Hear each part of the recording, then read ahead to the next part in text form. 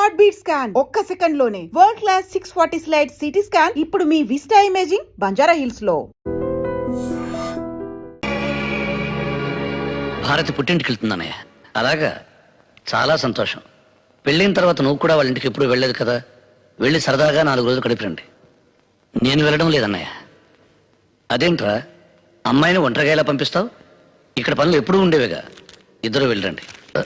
అది కాదన్నయ్య, తనకి తిరిగొచ్చే ఉద్దేశం ఉంటే వెళ్ళి వదిలి రావచ్చు, కానీ తను ఇంకెక్కడికి రానంటుంది. రాజా, అర్థం లేకుండా ఏమిట్రా మాటలు? పెళ్ళి 4 నెలలు కూడా కాలేదు, భార్యను పుట్టింటికి పంపించేస్తావా? ఈ ఊరందరికీ మంచి చెడు చెప్పే కుటుంబం రామంది. ఈ విషయం 10 మందికి తెలిస్తే ఏమనుకుంటారో ఆలోచించావా? మీకు మాటా వస్తే 4 గోళ్ల మధ్య మీలో మీరు సర్దుకుపోవాలి గాని అది మా దాకా రాకూడదు.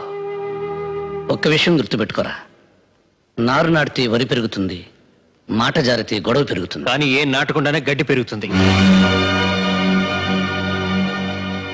తను పట్నంలో పెరిగిన పిల్ల, మన పద్ధతులు కొన్ని తెలిసుండకపోవచ్చు. అలాంటప్పుడు తనకి వివరించి చెప్పవలసిన బాధ్యత మంది. అర్థం చేసుకునే వాళ్ళకి చెప్పొచ్చు అన్నయ్య, అర్థం చేసుకునే వాళ్ళకి ఏం చెప్పినా ప్రయోజనం ఉండదు. అందుకే పంపించేద్దామని నిర్ణయించుకున్నాను. నిర్ణయం తీసేసుకున్నావన్నమాట. అది కాదన్నయ్య. రాజా, అసలు భార్య అంటే ఏమిటో, ఆవిడ విలువేంటో తెలిసిన వాడివైతే అంత తేలిగ్గా ఆ నిర్ణయం తీసుకునేవాడివి కాదు. మనకేదైనా జరిగితే తల్లి ఏడవడం, తల్లికి ఏమైనా జరిగితే మనం బాధపడడంలో ఆశ్చర్యం లేదురా. ఎందుకంటే ఒకే రక్తం పంచుకు పుట్టినవాడం కాబట్టి ఆ బంధం బాధ ఉంటాయి.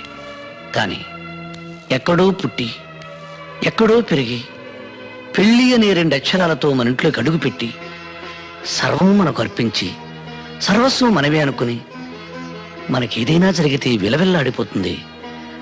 అదేరా భార్య అంటే. కంప్యూటర్ కాలంలో కూడా కట్టిన తాళికి ఇంకా విలువ ఉందంటే ఆ గొప్పతనం కట్టినవాడిది కాదురా, కట్టించుకున్న ఆమెది. ఎందుకంటే ఆ పసుపు తాడుతో నువ్వు వేసిన 3 ముళ్ళకి తన జీవితాంతం కట్టుబడి ఉంటుంది కాబట్టి. భార్య అంటే నిప్పు లాంటిది. దాని విలువ తెలిసి మసలుకుంటే దీపమై జీవితాంతం వెలుగునిస్తుంది. అశ్రద్ధ చేసిన రోజున అగ్ని జ్వాలై నిన్ను నీ కుటుంబాన్ని కూడా దహిస్తుంది. అంత శక్తి కలదరా భార్య అంటే. నన్ను క్షమించన్నయ్యా. ఆచార్య గారు, అయ్యా, మొత్తం దస్తావేజులు పట్టండి. అలాగేనండి. అమ్మా భారతి, బయటెన్నో సమస్యలతో సతమతమై ఇంటికొచ్చిన భర్తకి భార్య సేద తీర్చాలి గాని సమస్య కాకూడదు.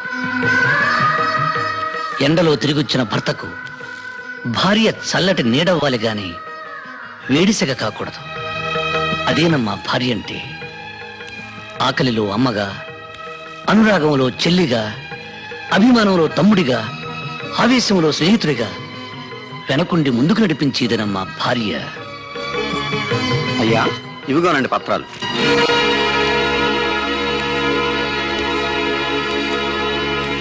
భారతి, మాకెక్కడెక్కడ ఏ ఆస్తులున్నాయో మాకే పూర్తిగా తెలియదు. వాటికి సంబంధించిన పత్రాలు ఇవి. నువ్వెక్కడ సంతకాలు పెట్టమంటే అక్కడ సంతకాలు పెట్టడానికి మా 3 అన్నదమ్ముల్లో ఎవరూ వెనకాడరు. లక్ష్మి, ఆ తాళాలు ఎలా ఇవ్వు. ఈ రోజు నుంచి ఈ ఇంటి బాధ్యత మొత్తం నీకు అప్పగిస్తున్నానమ్మా. కానీ నా ఒక్క కోరిక మాత్రం మన్నించమ్మా.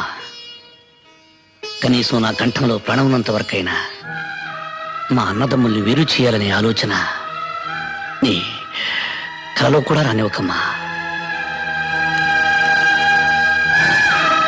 భారతి, భార్యాభర్తల సంబంధం గురించి, కుటుంబ సభ్యుల అనుబంధం గురించి ఓ ఇంగ్లీష్ కవి ఏమన్నాడో తెలుసా? The relationship between 2 persons of a family must be like a fish and water, but it should not be like a fish and a fissure man. ఎప్పుడు చిన్నప్పుడు చదువుకున్న చదువు నీకు ఇంగ్లీష్లో చెబితే అర్థమవుతుందని చెప్పాను. గ్రామర్ తప్పునుంటే మన్నించు, అసలు అర్థమే తప్పనుకుంటే క్షమించు.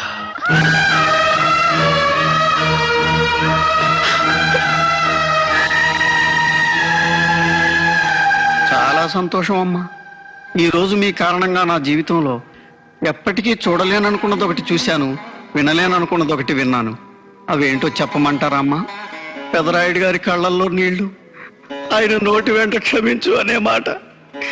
చాలా సంతోషం అమ్మా, చాలా సంతోషం.